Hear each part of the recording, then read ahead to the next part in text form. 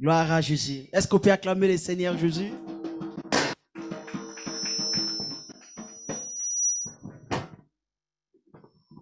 Amen. Dieu est bon. Amen. Dieu qui nous a donné ce temps pour que nous puissions partager sa parole. Et je remercie le Seigneur pour notre sœur qui est là pour la première fois, la sœur Honorine, et aussi la sœur Frédéric qui l'accompagne. Amen. Nous allons partager la parole de Dieu. Et c'est très importante, la parole de Dieu. Alléluia. Et tout mon cœur que nous allons être bénis. Amen. Et moi-même, je suis dedans. Amen. On va partager ensemble sur la pensée positive. Répète un peu après moi. Répète après moi, dis la pensée positive. Amen. Donc, je vous parle de la pensée positive comme une doctrine, comme un mouvement. Alléluia. C'est un mouvement qui est venu dans ce monde, un mouvement de la pensée positive. J'aimerais d'abord définir la pensée positive. J'avais déjà défini la pensée positive le mercredi dernier. Mais j'aimerais encore définir la pensée positive ce soir. Parce que la sœur Honorine et Frédéric n'étaient pas là le mercredi. Donc, je vais définir. Donc, il faut savoir que psychologiquement, la pensée positive c'est défini comme notre état mental et émotionnel qui se focalise sur les bons côtés de la vie, sur les bons côtés de la vie. Et cet état attend des résultats positifs, quelle que soit la situation. Je répète encore, donc la pensée positive, c'est un état psychologique, c'est un état mental, c'est un état émotionnel qui se focalise sur les bons côtés des choses, sur les bons côtés de la vie. Et cet état attend des résultats positifs, quelle que soit la situation.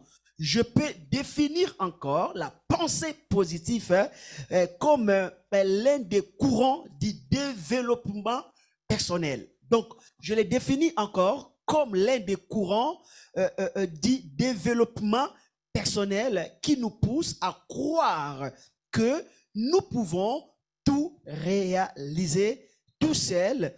C'est l'effet de mettre du positif dans notre manière de penser, dans notre manière de voir la vie en général. Donc, c'est-à-dire que la pensée positive pense et croit, il suffit d'être positif, de voir des bons côtés de la vie, que tu peux réussir, que tu auras des résultats. Et la pensée positive, ce sont des enseignements souvent qui sont donnés par des coachs, par des personnes qu'on appelle des coachs, qui enseignent souvent sur le développement personnel. Et il ne faut pas être chrétien pour enseigner la pensée positive. La plupart des personnes qui enseignent sur la pensée positive, ce sont des personnes non chrétiennes. Si tu tapes sur l'internet pensée positive, tu verras beaucoup de sites. Tu verras plusieurs messages. Et des personnes qui enseignent ces choses ne sont pas de chrétiens. Aujourd'hui, je vais faire la différence entre la pensée positive et la parole de Dieu et la foi.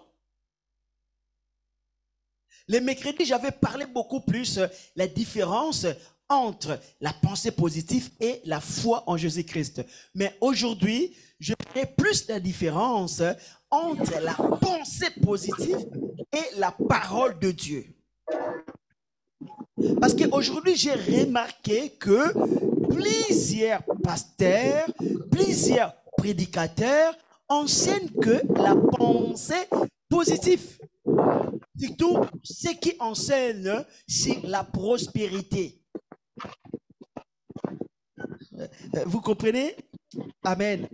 Surtout ceux qui enseignent, les prédicateurs, les pasteurs, les prophètes de la prospérité enseignent souvent, si tu écoutes bien leur message, sont souvent penchés sur les développements personnels, sur la pensée positive.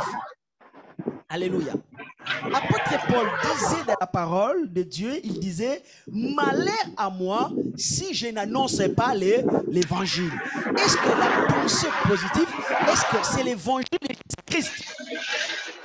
Non. Est-ce que c'est l'évangile de Jésus-Christ? Est-ce que c'est la parole de Dieu?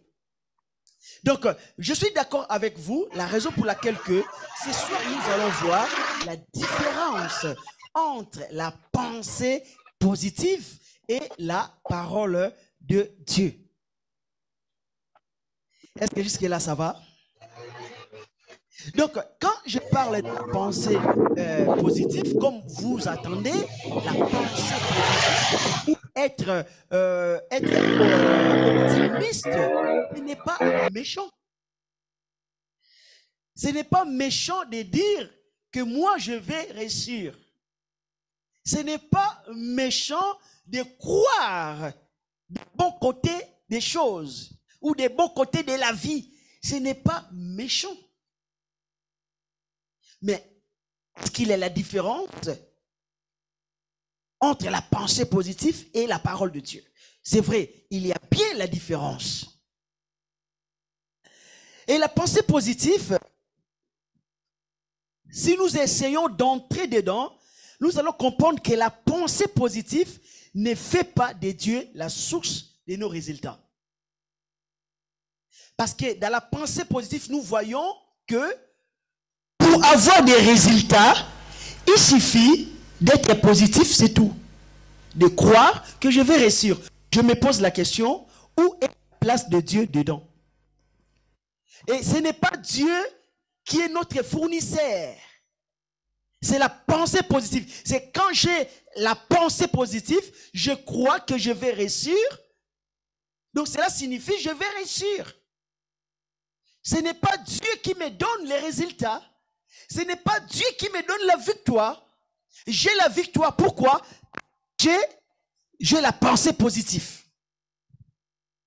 Donc, c'est-à-dire que la pensée positive écarte Jésus sur la scène de nos résultats.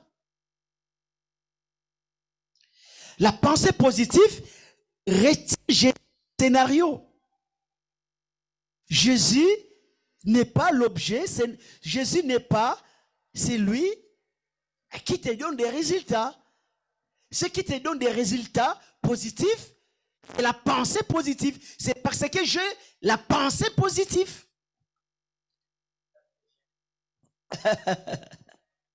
Parce que j'ai la pensée positive, j'ai des résultats. Alors, où est la place de Jésus? Donc maintenant, enseignons à tout le monde pour réussir, pour être guéri. Ce n'est plus le nom de Jésus, c'est maintenant le fait d'avoir la pensée positive. Donc nous voyons qu'il y a une grande différence parce que la pensée positive prend la place de Dieu. Est-ce que vous ne comprenez pas? La pensée positive prend la place du nom de Jésus. C'est comme si le nom de Jésus n'est plus efficace. C'est comme si le nom de Jésus ne servait plus à rien. Il suffit que j'ai la pensée positive d'obtenir quelque chose, j'aurai les résultats. Alors, où est la place de Jésus? Parce que c'est maintenant la pensée positive qui donne des résultats. J'ai la pensée positive, c'est bien, j'attends des résultats. Donc, la pensée positive dit que l'homme peut tout réaliser. Il peut tout réaliser tout seul. Il suffit seulement d'avoir la pensée. Il suffit seulement d'avoir la pensée positive. On aura des résultats. Et plusieurs personnes ont reçu des enseignements pareils. Et plusieurs personnes essayent d'être positifs. quoi pour avoir des bons résultats. Je me pose des questions. Je me pose cette question. Vous savez, des problèmes dans la vie. Et nos problèmes peuvent avoir des origines différentes. Tu peux avoir des problèmes dont l'origine de ton problème est démoniaque. Donc, c'est-à-dire que c'est un démon qui te cause des difficultés. C'est un démon qui te tourmente. Pensez-vous que la pensée positive peut chasser les démons dans votre vie? Il suffit d'avoir la pensée positive.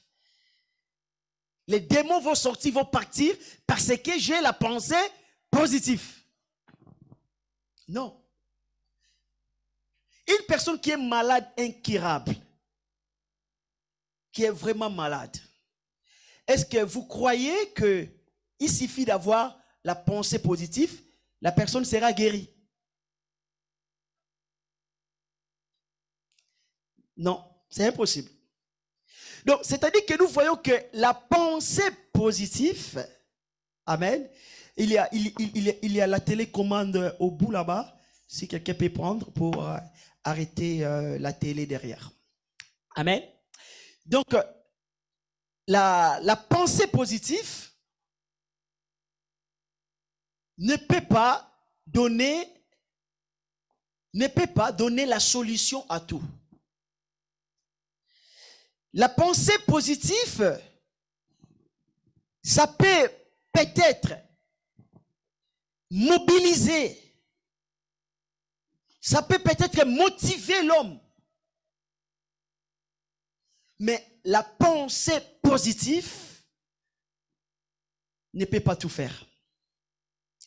Parce que dans le monde que nous vivons, il y a des réalités spirituelles.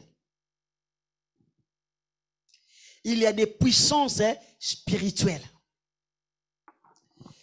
Et dans le monde spirituel, nous avons des puissances. Au moins que si quelqu'un connaît la troisième puissance, il peut me dire, mais moi je connais que deux. La puissance de Dieu et la puissance de Satan, le diable. La seule puissance qui peut dominer la puissance de Satan, la seule puissance qui est au-dessus de la puissance de Satan, c'est la puissance de Dieu. Il n'y a pas la troisième puissance qu'on appelle la pensée positive. Ça n'existe pas. Alléluia. Je vais tout simplement vous comprendre ce soir que la pensée positive ne peut pas tout faire. Tu ne peux pas réussir à tout simplement parce que tu es positif. Parce que tu vois la vie des bons côtés. Parce que psychologiquement, émotionnellement, tu as des pensées positives.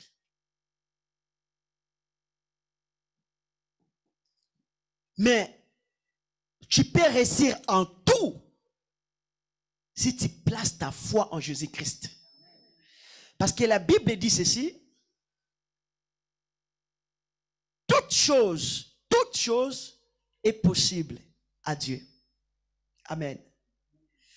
Toute chose est possible à celui qui croit en Dieu. La Bible n'a pas dit que toute chose est possible à celui qui a la pensée positive. Alléluia. La pensée positive ne peut pas prendre la place de Dieu. Et laisse-moi vous dire la vérité, pour certaines personnes, ça devient comme l'idolâtrie. Quand quelqu'un enseigne, parle, que tu peux tout avoir que par la pensée positive, ça devient l'idolâtrie. Donc, c'est-à-dire que la pensée positive devient, je peux dire, une conquérante de Dieu. Parce que la seule personne qui peut tout faire, qui peut tout donner, c'est Dieu. Alléluia. C'est Dieu qui nous donne la force que nous avons pour travailler. Ça vient de qui? De Dieu. Donc, c'est-à-dire que nous, étant qu'enfants de Dieu, nous devons tout remettre à Dieu. Nous devons donner toute la gloire à Dieu. Je ne peux pas dire, à cause de mon potentiel, que j'ai obtenu ce travail. Je ne peux pas dire, je suis ce que je suis parce que j'ai la pensée positive. Je ne peux pas dire, je suis ce que je suis parce que j'ai le potentiel à moi. Ça, c'est de l'orgueil. Mais je peux dire, je suis ce que je suis par la grâce de Dieu. Alors, quand quelqu'un vénère la pensée positive ou le potentiel en lui, sans tout remettre entre les mains de Dieu, c'est l'orgueil. C'est l'orgueil masqué. Alléluia. Quand l'homme dit que je peux tout faire, j'ai le potentiel à moi, j'ai la force à moi. Mais vous savez, il y a d'autres messages, hein, même si cela est prêché dans l'église, parfois il ne faut pas dire amen. Parce que ce sont des messages qui glorifient l'homme. Alléluia. Or, la Bible dit nous devons glorifier qui? Dieu. Il y a des messages, quand un message élève beaucoup l'homme, quand le message dit que tu es spécial, tu as le potentiel à toi, je dis, attends, il faut bien préciser. Il faut bien préciser. Je suis spécial, hein, grâce à Dieu, c'est lui qui m'a rendu spécial. Sans lui, je ne suis pas spécial. Il faut bien préciser. Amen. Il y a des messages que souvent les gens acclament dans l'église, mais moi je dis c'est 666. Oui, parce que le nombre 6, c'est le nombre de qui? De l'homme. Amen. Souvent, j'ai toujours pensé que les 666, c'est la gloire de l'homme. C'est l'homme qui se glorifie, qui se met à la place de Dieu. Souvent, les gens pensent que les 666, ça sera une marque. Souvent, nous pensons comme ça. Mais moi, je pense que quand l'homme commence à se glorifier, à prendre la place de Dieu, que c'est lui qui peut tout faire, moi, je dis, là, c'est 666. Parce que les 6, là, c'est le nombre de l'homme. Quand nous voyons des messages comme ça qui glorifient l'homme, qui placent l'homme égal ou au-dessus même de Dieu, quand l'homme commence à penser qu'il n'a pas besoin de Dieu, ce n'est pas Dieu qui lui donne tout ce qu'il possède. Ce genre de choses, c'est le diable qui les place dans les cœurs de l'homme. Vous savez, Satan veut toujours pousser l'homme à l'orgueil. C'est ce que Satan fait. Il veut toujours, bon, comme lui, le diable, Satan, il a essayé à avoir la place de Dieu. Il n'a pas reçu. Quand il est venu sur la terre, qu'est-ce qu'il a dit à Ève? Tu seras comme un Dieu. Vous comprenez? Tu seras comme un. Ça commence comme ça. Ça commence par l'ennemi va commencer à te montrer le potentiel en toi. Tu as ça, tu as ça. C'est comme ça qu'il a fait avec Ève. Il a dit que si tu manges ça, tu seras comme un Dieu. Bon, alors, si tu deviens comme Dieu, cela signifie quoi? Je n'ai pas besoin de Dieu. Parce que moi-même, je suis Dieu.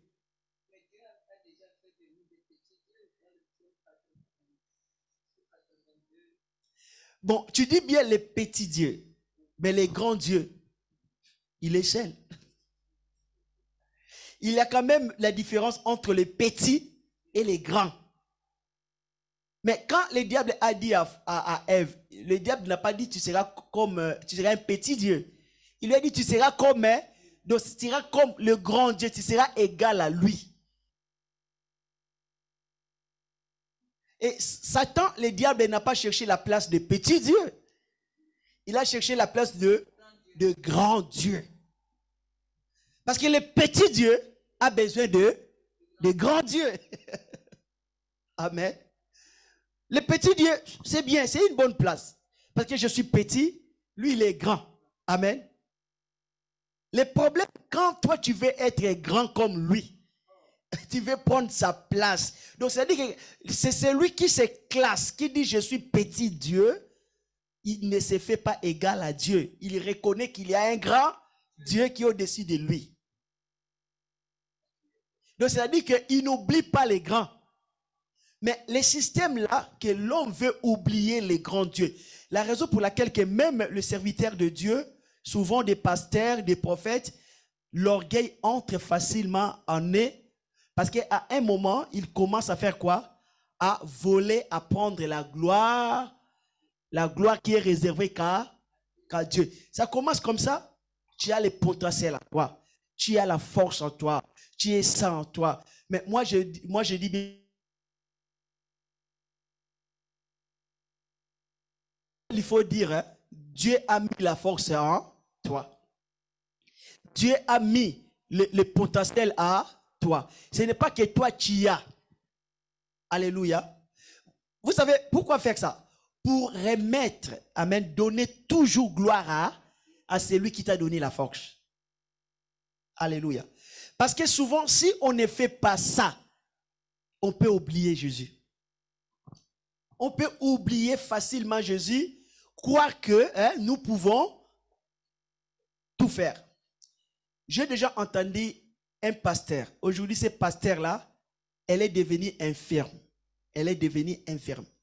Je l'ai entendu. Je vous dis la vérité, les choses que moi-même j'ai entendues. Ce n'est pas quelqu'un m'a raconté, mais j'ai entendu. Dieu est là, Dieu m'était témoin. J'ai entendu de la bouche de ces pasteurs. Quand il commençait à prier pour des gens, les gens tombaient, les gens étaient guéris. À un moment, il a dit, vous n'avez plus besoin d'avoir la foi. Donc, quand quelqu'un n'a plus besoin d'avoir la foi en Dieu, c'est-à-dire, c'est l'homme qui fait quoi? C'est l'homme qui donne, qui guérit. Pourtant, c'est l'un des pasteurs que Dieu a utilisé dans des miracles, dans des puissances. Plusieurs personnes ont été guéries. Mais un jour, j'étais là présent. Je vous dis la vérité, j'étais là présent. Il avait organisé un séminaire ou une campagne où il priait pour des gens. Je pense que c'était un dimanche. Il priait pour des gens, les gens guérissaient, les gens tombaient. À un moment, je lui ai entendu dire, vous n'avez plus besoin d'avoir la foi, vous serez guéris. En tout cas, je n'ai pas compris jusqu'à aujourd'hui. Si un jour je vais le voir, je vais discuter avec lui, je lui poserai cette question, pourquoi tu avais dit ça? Parce que la Bible nous dit, c'est par la foi que nous sommes guéris. Même Jésus lui-même a enseigné que nous sommes guéris, sauvés par la foi. Mais lui, il a dit. Et quand il a dit ça, les gens continuaient à tomber. Quelques semaines passées, quelques années passées, lui-même, il est tombé malade. Et jusqu'à aujourd'hui, ce pasteur est infirme. Vous voyez? Il est infirme. Et si il peut guérir les gens sans avoir la foi en Dieu, en Jésus, alors pourquoi lui-même, il n'arrive pas à se guérir? Donc, l'orgueil entre comme ça. Nous devons faire attention. Et Satan, c'est celui qui suscite à l'homme l'orgueil. Donc, Satan veut effacer Dieu dans vos vies. La raison pour laquelle que nous avons beaucoup de courants, beaucoup des enseignements. Et ces enseignements, ça devrait rester dans le monde du travail. dans le monde professionnel. Mais je remarque que ces enseignements sont entrés dans l'église. En tout cas, ça me fait mal quand je vois que certains pasteurs sont devenus des coachs. Pasteur tel est coach. Hey! Le monde. Bon, les coachs là, qu'est-ce que le mot coach là fait dans l'église? Est-ce que les coachs, c'est le 6e ministère? Les coachs, c'est le 6e. Parce qu'on connaît que le 5e ministère. Et tu vois que prophète, coach, pasteur, coach, tout le monde commence à faire ça. Quand j'essaie d'entrer en arrière, nos papas, nos anciens qui nous ont prêché l'évangile, ils n'ont pas fait ça. Je n'ai pas vu apôtre Paul coach, Pierre apôtre coach, Jacques pasteur coach, Jésus coach. Parce que vous savez, le courant là du développement personnel, qui devait censé rester dans le monde professionnel, ça devient maintenant des prédications, des messages dans l'église. Tu vas réussir. Tu as les potentiels à toi. Tu as ça. Tu as l'étoile à toi. Tu as l'étoile.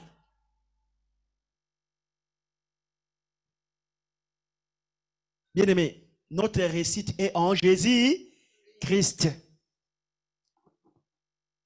Dieu veut glorifier dans ta situation. La Bible dit, quand même nous, les serviteurs de Dieu, quand on prêche, il y a des miracles. Il y a beaucoup de choses. Quand les gens vont chercher à nous poser des questions, nous devons dire quoi? Nous sommes des serviteurs inutiles. Pourquoi? Pour donner toute la gloire à qui? Bien-aimé, j'ai peur parfois, quand Dieu m'utilise par des miracles, j'ai peur de partager la gloire de Dieu. Je fais tout ce qui est de ma possibilité de remettre toute la gloire à Dieu. Parce qu'en réalité, c'est lui vraiment qui guérit des malades, c'est lui. Si je suis debout, c'est lui qui me soutient pour que je sois debout. C'est qui? C'est Dieu. Amen. Donc, c'est-à-dire, je n'ai rien en moi où je peux me glorifier pour dire que j'ai ça en moi. Il n'y a pas, il n'y a rien, zéro. Alléluia. Et j'ai rejoint Paul qui dit, je suis ce que je suis par la grâce de Dieu. Bien-aimé, je n'ai pas le potentiel en moi. Je ne l'ai pas par moi-même. J'ai que ce que Dieu m'a donné. Et je veux que toutes les personnes glorifient celui qui m'a donné ce que j'ai. Et je veux que dans mon discours élève celui qui m'a donné toutes choses. C'est lui qui vraiment guérit les malades. Amen. Même les ministères que Dieu m'a donnés, je ne veux pas faire de ces ministères l'idolâtrie. Glorifier ces ministères devant les gens. J'ai ministère. Non. Cela n'a pas d'importance sans Jésus. Alléluia. Il faut que Dieu soit glorifié en tout et pour tout et dans toutes choses. Alléluia. Nous devons glorifier Jésus. La raison pour laquelle soyez prudents avec ces enseignements qui est actuellement enseigné dans l'église par des coachs pasteurs, par des coachs prophètes, le développement personnel dans l'église. Tu as le potentiel, tu as ça, tu peux réaliser des grandes choses, tu peux.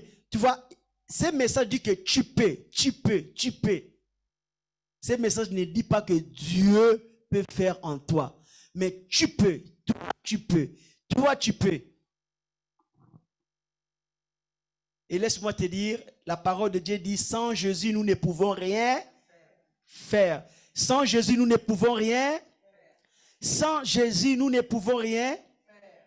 Il faut que nous, étant que pasteurs, dans nos prédications, il faut que nos prédications glorifient Jésus. Et quand une personne est guérie, délivrée, il faut que toute la gloire revienne à Jésus-Christ. Alléluia. Un jour, j'avais remarqué dans la vie d'un pasteur, il avait prié pour une personne et la personne était guérie. Et quand j'ai entendu ces pasteurs témoigner, mais j'ai dit, mais il veut voler la gloire de Dieu ou quoi? Dans ce témoignage, il disait, la personne était là. Quand moi je suis venu, quand j'ai fait comme ça, la personne est guérie. J'ai dit, mais où est la gloire de Jésus dedans? C'est toi qui as fait comme ça, la personne est... C'est-à-dire que tu penses que c'est ton pauvre geste qui a guéri la personne. J'ai dit, pasteur, il faut arrêter de faire ça.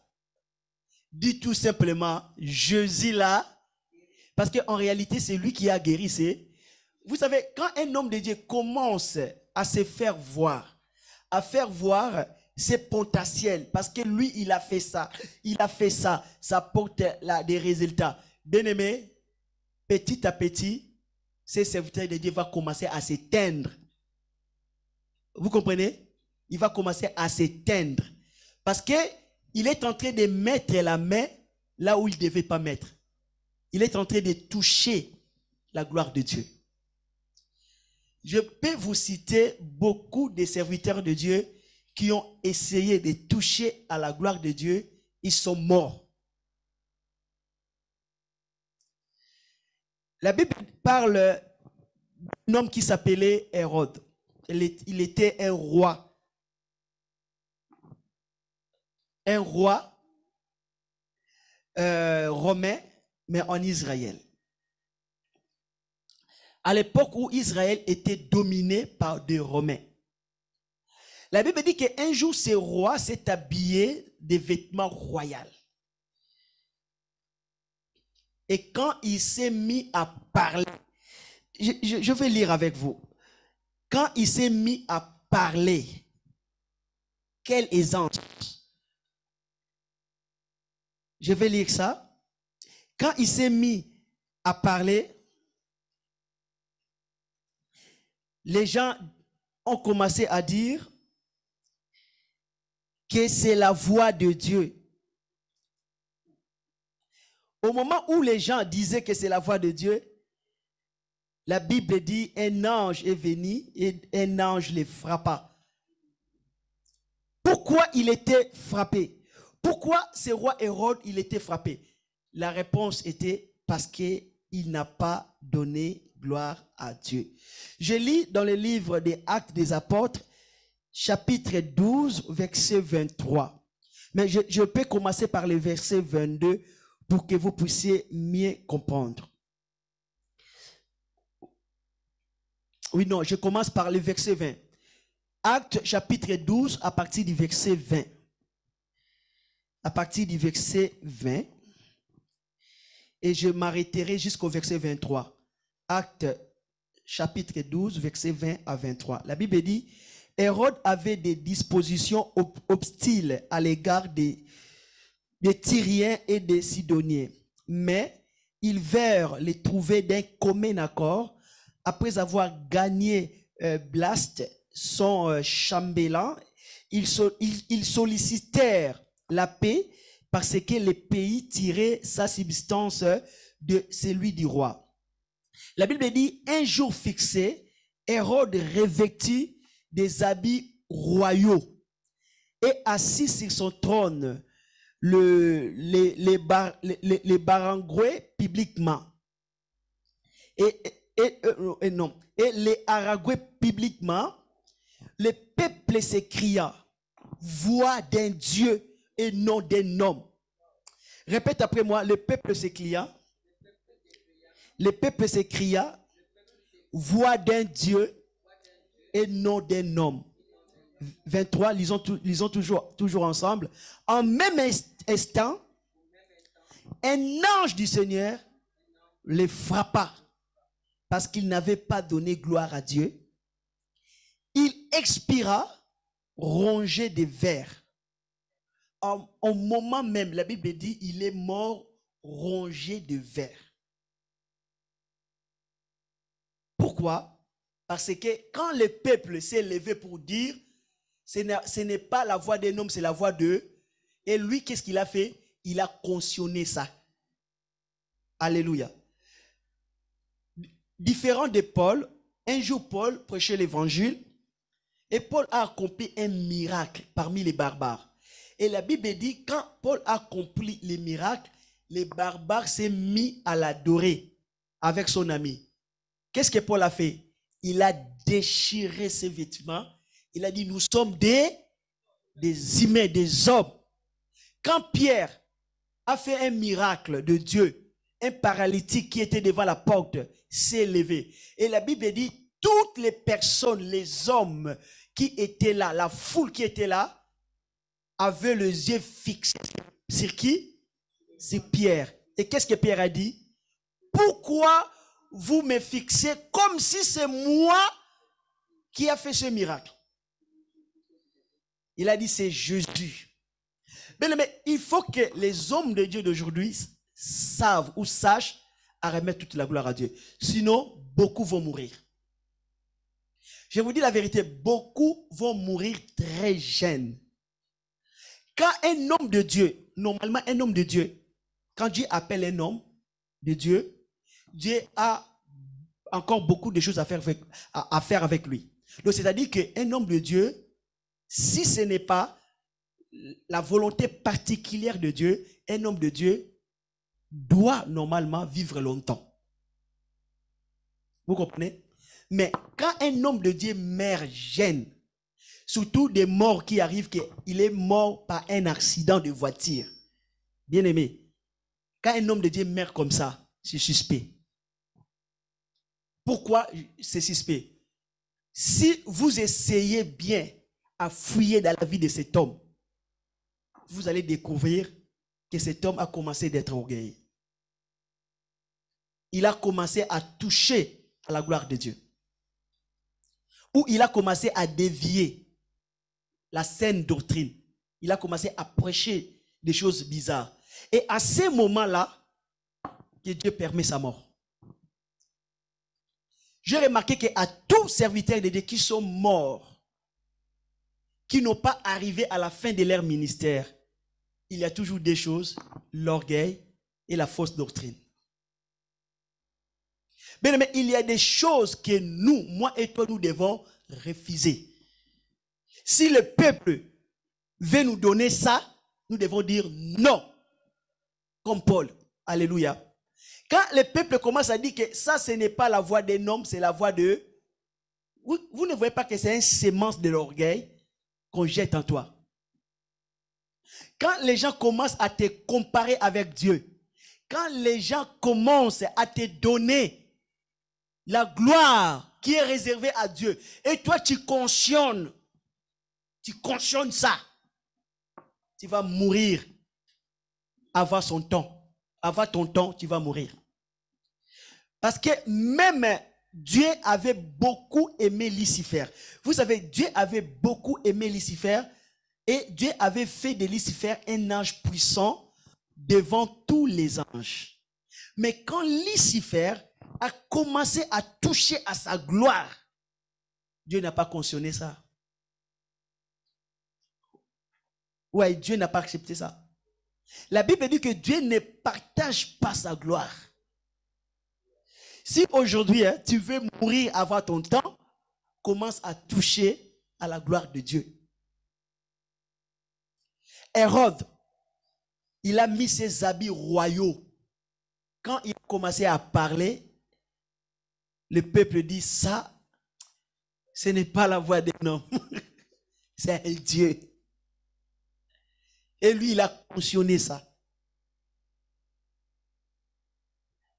Bien aimé, je vois parfois d'autres pasteurs qui cautionnent que les gens se prosternent devant eux comme s'ils sont de Dieu.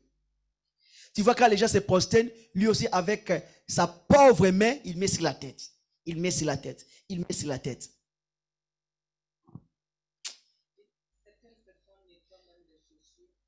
Et il cautionne ça.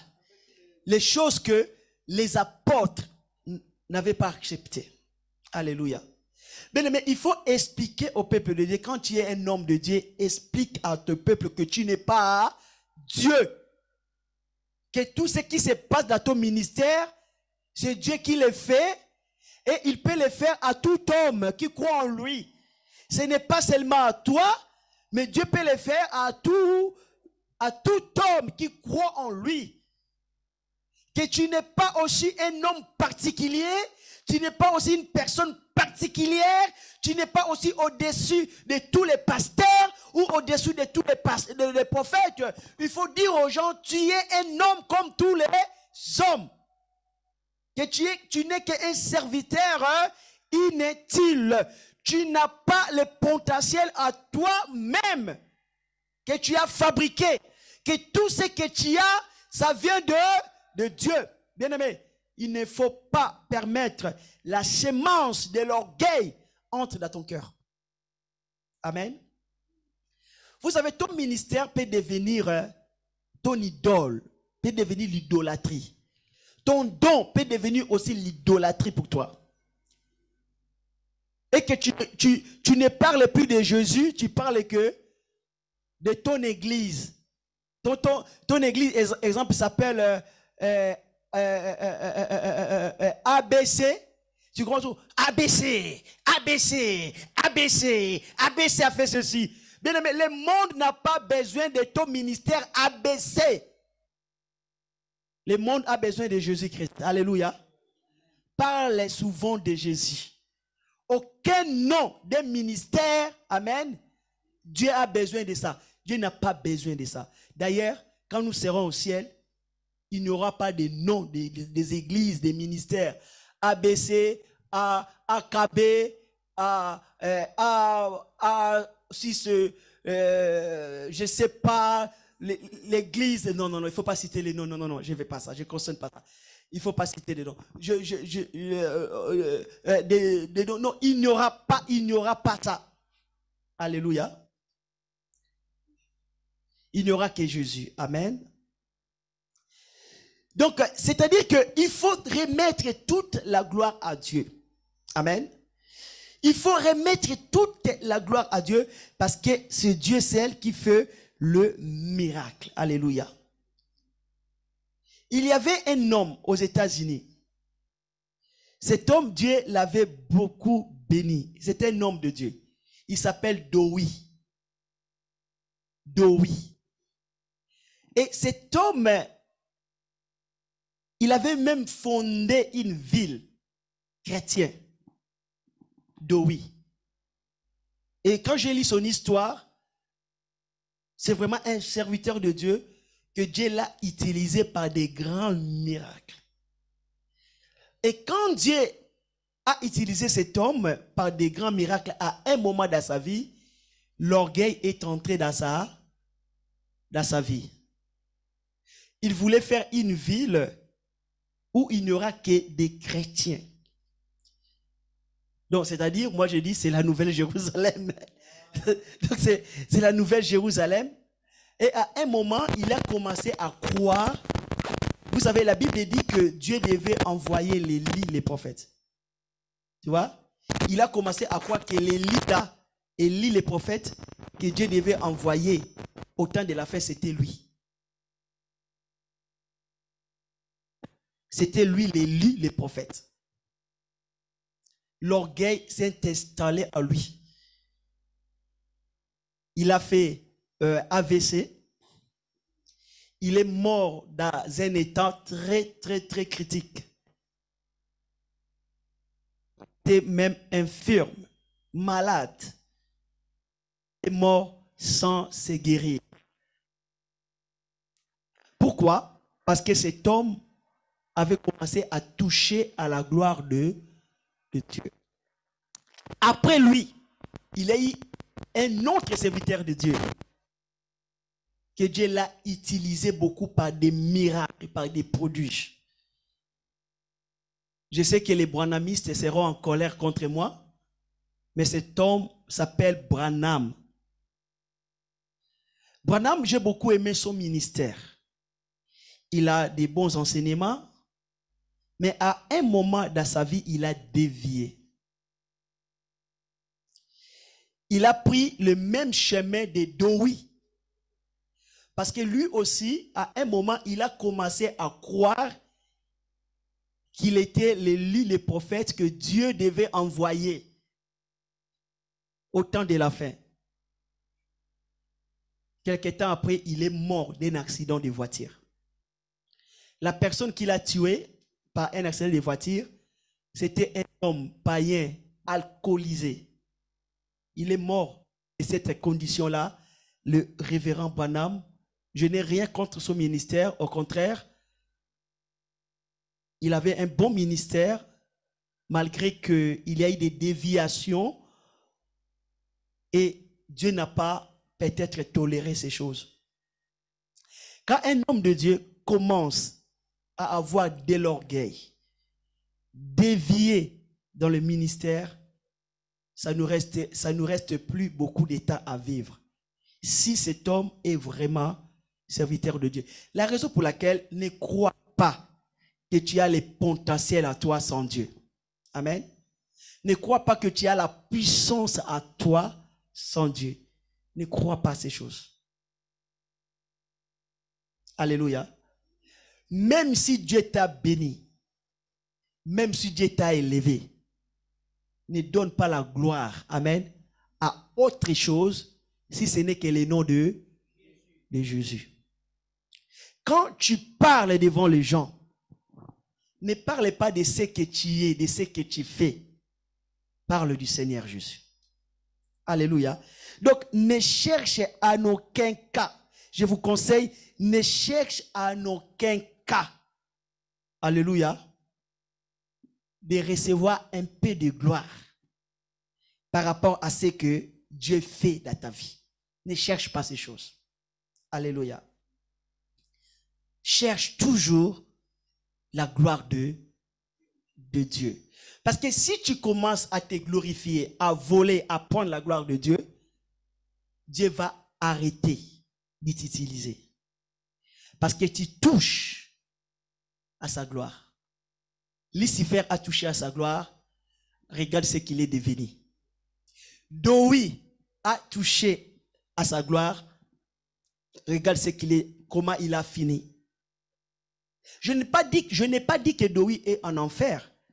Parce que Dieu est toujours Dieu de miséricorde. Je n'ai pas dit aussi que Branham est en enfer. Parce que Dieu est toujours le Dieu des miséricordes. Moïse, il était mort dans une condition un peu impitoyable. Pourquoi? Parce qu'il n'avait pas donné gloire à Dieu. Il est mort, mais Moïse est avec Dieu. Dieu a arrêté de collaborer, de travailler avec lui concernant les ministères. Mais si vous lisez dans la Bible, vous allez voir que Moïse a demandé pardon à Dieu. Il a reconnu ses fautes. La raison pour laquelle que Moïse est sauvé, il a reconnu. Il a dit que j'ai commis ça, j'ai commis des erreurs. Il a reconnu ses fautes. Et quand un homme de Dieu avant sa mort reconnaît sa faute, il est avec le Seigneur. Amen. La raison pour laquelle je ne pense pas et je n'ai pas dit que Branham est en enfer. Et je ne pense pas et je n'ai pas dit Dowie est en enfer. Je sais que ce sont des personnes qui ont commis des erreurs. Ça peut arriver à tout homme. Quand Dieu t'élève, tu peux commencer à croire parce que les démons, je répète, les démons, ils communiquent des mauvaises pensées.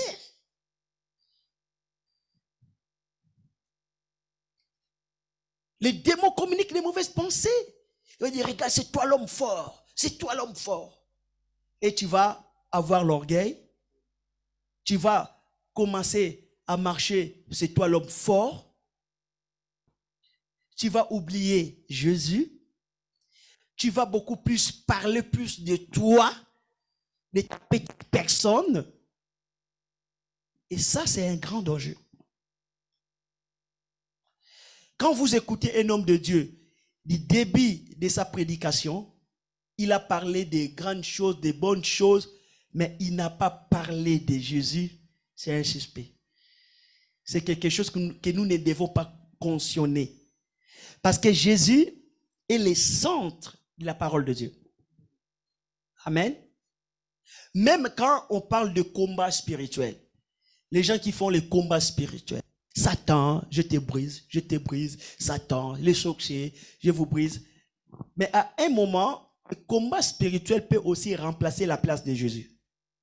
Et les gens peuvent commencer à croire que s'ils ont la victoire parce qu'ils pratiquent le combat. Moi, je dis, attention, il faut savoir que la victoire que nous avons, ça ne vient pas parce que nous pratiquons les combats spirituels, ça vient parce que Jésus était mort sur la croix. Vous voyez, Jésus était mort sur la croix. La raison pour laquelle que tous ceux qui prient, qui pratiquent les combats, la louange, l'adoration, tout doit être centralisé sur la personne de Jésus. Donc, c'est-à-dire que la Bible dit, nous triomphons toujours, comment? En Jésus-Christ. Alléluia. La Bible dit que quoi que nous faisions, nous devons donner la gloire à Dieu. Moi, souvent, ça me fait beaucoup peur. Amen. Et chaque instant, je contrôle mes pensées. Surtout quand une personne est guérie. Vous savez, l'homme veut toujours, lui aussi, il veut aussi qu'on parle de lui. Que les gens sachent que la personne est guérie à travers qui? C'est un danger aussi. Parfois, si les gens t'oublient, amen, et ils parlent que de Jésus, sois content. C'est comme un jour, un homme de Dieu a prié pour une personne. Et la personne était guérie. Et quand la personne est allée témoigner, et la personne a témoigné, il dit, gloire à Jésus. Jésus m'a guéri, j'étais malade. Jésus m'a guéri. Les gens acclamaient Jésus. Mais l'homme de Dieu n'était pas content. Parce qu'on n'a pas dit que c'est lui qui avait prié pour que la personne soit guérie. L'homme de Dieu n'était pas content. Il a dit, ah, ma sœur, tu as donné ton témoignage, mais tu as oublié la personne qui a prié pour toi. Tu as oublié de dire le nom de la personne qui a prié pour toi. Donc, c'est-à-dire que l'homme de Dieu n'était pas content.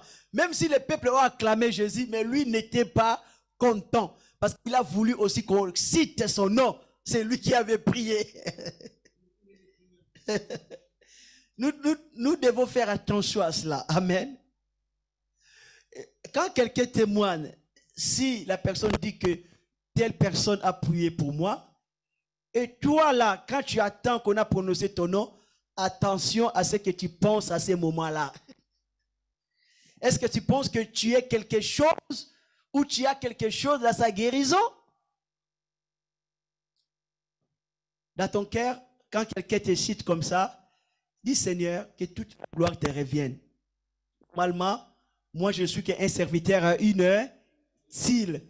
Je fais seulement ce que tu m'as demandé de prier, c'est tout. Et la guérison là, la puissance là qui a guéri la personne, c'est toi, c'est pas moi. Alléluia. Et si nous sommes des instruments de la gloire de Dieu, alléluia, Dieu nous bénira. Je sais que le cœur humain, c'est mauvais.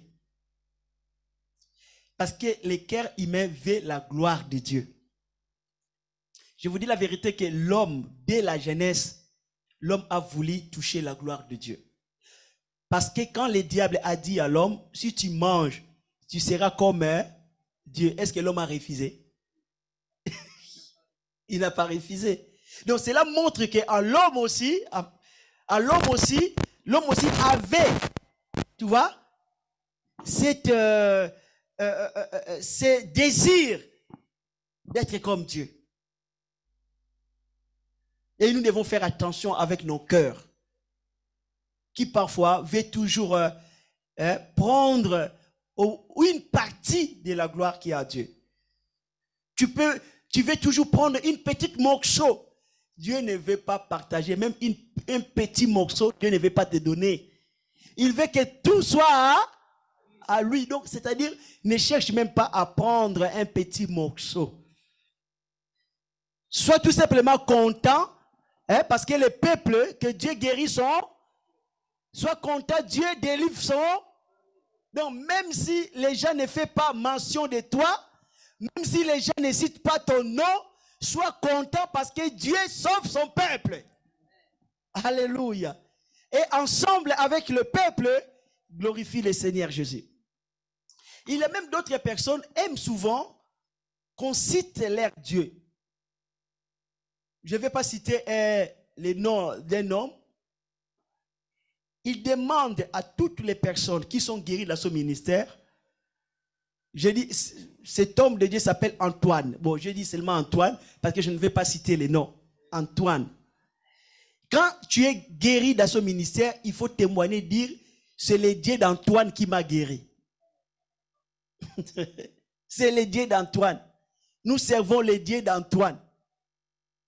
Et toutes les personnes dans son église disent le Dieu d'Antoine. Mais pourquoi il veut que son nom soit cité? Pourquoi je ne dois pas dire moi aussi mon Dieu de Nabier? Ce Dieu-là, est-ce que ce Dieu-là c'est pour Antoine seulement? C'est pour tout le monde. Mais pourquoi on va témoigner, on va dire que... C'est-à-dire que l'homme veut toujours prendre un petit morceau de la gloire de Dieu. Il veut toujours que les gens pensent que lui, il a joué un rôle pour la guérison de ces personnes. Or, c'est faux. Il n'a joué aucun rôle. C'est Dieu qui guérit. Alléluia. Il n'a pas de puissance pour guérir les gens. Alléluia. Il veut toujours qu'on dise... Si vous lisez la Bible, vous allez remarquer parfois d'autres personnes qui étaient guéries dans les ministères de Jésus. Jésus ne voulait même pas que ces gens-là aillent dire c'est lui qui les avait guéris. Il y a des endroits où Jésus ne voulait pas même. Et les gens sont allés publier, mais Jésus n'avait pas voulu. Alléluia. Quand on témoigne pour la gloire de Dieu, alléluia, moi j'aime beaucoup les témoignages qui glorifient 100% Jésus. Qui disent que c'est Jésus qui l'a guéri, c'est Jésus qui a fait ces choses. Pourquoi ça? Pour que toute la gloire soit rendue, toute la gloire soit donnée à Jésus. Pour que l'homme ne puisse pas prendre un petit morceau de la gloire qui était en Jésus. Amen. Donc, nous devons faire attention avec la pensée positive. Parce que la pensée positive pousse l'homme à croire qu'il a le potentiel, qu'il a un certain pouvoir, il a des capacités de réaliser des choses, parfois, parce qu'il a une pensée positive, parce qu'il a le potentiel, mais, entre parenthèses, où est la place de Dieu dedans? Quand tu pries, il faut que Jésus prenne la première place de ta prière. Il faut que Jésus prenne la première place. Il faut que tu te fixes vers Jésus. Quand nous venons ici, dans ce lieu de prière, il faut que Jésus prenne la première place. Il faut dire que je vais là-bas pour Jésus, pour la gloire de Jésus. Alléluia. Nous devons élever et glorifier Jésus en toutes choses. Quand tu pries pour des malades, tu le fais pour la gloire de Jésus. Tu ne le fais pas pour l'homme. Il faut que Jésus, le nom de Jésus soit glorifié. Il faut que quand vous allez rentrer chez vous à la maison, rentrez avec la pensée de Jésus. Rentrez avec la pensée de Jésus. Parce que c'est Jésus qui fait toutes les choses dans l'église. Paul disait, malheur à moi si je n'annonce pas l'évangile. Et l'évangile que Paul annonçait, c'était l'évangile de Jésus Christ. Il faut annoncer Jésus. Le monde n'a pas besoin de nos ministères. Le monde n'a pas besoin des noms de nos églises. Le monde a besoin de Jésus-Christ. Prêchons Jésus, amen, et mettons le nom de Jésus devant tous les noms. La Bible dit, Jésus a reçu un nom au-dessus de tous les... Il a reçu un nom au-dessus de tous les noms, toutes les dominations. Jésus a reçu les noms. Amen. Et les hommes de Dieu, les femmes de Dieu, ne faisons pas la course ou la compétence. Quel est le plus grand nom de l'Église? Quel est non? Ne faisons pas ces choses. Amen. Parlons de Jésus. Amen. Travaillons pour la gloire de Jésus. Ne travaillez pas pour la gloire de vos églises. Ne travaillez pas pour la gloire de vos mouvements. Mais travaillez pour que le nom de Jésus soit élevé. Vraiment, le nom de Jésus soit élevé. Soyons des serviteurs de Jésus-Christ. Amen. Nous allons prier au nom de Jésus. Que Dieu soit loué. Répétez après moi, dis, Seigneur Jésus, je crois de tout mon cœur, c'est toi le maître. Tu es au-dessus de tout nom. À ton nom, tout genou fléchit. Il n'y a pas d'autre nom qui nous a été donné dans le ciel, sur la terre, qui peut nous sauver. Ce n'est pas le nom d'une église. Ce n'est pas le nom d'une dénomination. Ce n'est pas le nom d'un mouvement. Le nom qui nous a été donné. Le nom qui est au-dessus de tous les noms. Le nom qui fait fléchir les diables, les démons et les sorciers. C'est le nom de Jésus. Je vais prêcher ce nom. Je vais prier ce nom. Je vais glorifier ce nom. Merci Seigneur de m'avoir donné ce nom. J'ai le nom de Jésus. Le nom de Jésus, c'est un nom puissant. C'est un nom de miracle. C'est un nom glorieux. Et je remercie le Seigneur pour le nom de Jésus. Merci Seigneur. À toi soit la gloire. À toi soit la puissance. Au nom de Jésus-Christ. Amen. On peut acclamer notre Seigneur Jésus-Christ. Alléluia. Gloire à Dieu. On est à la fin. Notre sœur Marguerite va vous proposer des enveloppes pour ceux qui souhaiteraient bénir l'œuvre de Dieu. À la fin, je prierai pour ma sœur Honorine. Je prierai quand même pour toi, dans le nom de Jésus. Comme tu es là pour la première fois, je prierai pour que Dieu te bénisse. Amen. Je vais prier pour les offrandes. Et je répète que les femmes, ils seront là demain, je ne sais pas à quelle heure, pour les barbecues. C'est à quelle heure barbecue? À 13 heures. Ça sera ici ou bien... On ne sait pas. Donc, si il va pleuvoir, ça sera ici. Donc, s'il fait beau, ça sera le terrain. Parce que la météo a annoncé qu'il va pleuvoir. La météo a annoncé qu'il va pleuvoir. Et si vraiment que la météo a raison, donc vous allez venir ici. Et si il va faire beau, je pense que ça sera sur les terrains. Donc voilà, que le Seigneur bénisse encore les offrandes, ceux qui ont donné pour la gloire de Dieu. Nous bénissons les offrandes, nous bénissons cet argent au nom de Jésus. Seigneur, bénis les offrandes, bénis, bénis, bénis, bénis, au nom puissant de notre Seigneur Jésus-Christ. Amen. Que le Seigneur soit béni, que le Seigneur soit loué, que le Seigneur soit avec vous, au nom de Jésus. Amen. Donc, on a la prière demain, samedi, à 21h, mais en ligne, pas en présentiel. C'est en ligne. Dimanche aussi, à 0h, on a des prières en ligne. Donc ici, on se voit qu'en présentiel, le mercredi et le vendredi. C'est le mercredi et le vendredi qu'on est là en présentiel et le reste des jours, c'est en ligne. Et lundi matin à 6h, on a aussi la prière, mais en ligne, sur Zoom. Ceux qui n'ont pas de liens, on vous donnera des liens.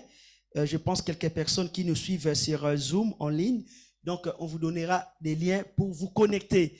Durant ces périodes de vacances, c'est vrai que plusieurs sont déjà partis, plusieurs vont partir encore en vacances, mais l'église restera ouverte le mercredi et le vendredi pour la prière, même si il y aura beaucoup de départs en vacances, mais l'église restera ouverte. Et la prière en ligne aussi sera toujours là. Donc voilà, que le Seigneur vous bénisse, que le Seigneur bénisse encore les offrandes, ceux qui ont donné, et le Seigneur bénisse encore ceux qui sont là. Au nom de Jésus-Christ, Amen. Soyez bénis au nom de Jésus. Ah oui, la chorale annonce qu'il n'y aura pas de répétition demain samedi. Soyez bénis. Gloire à Dieu.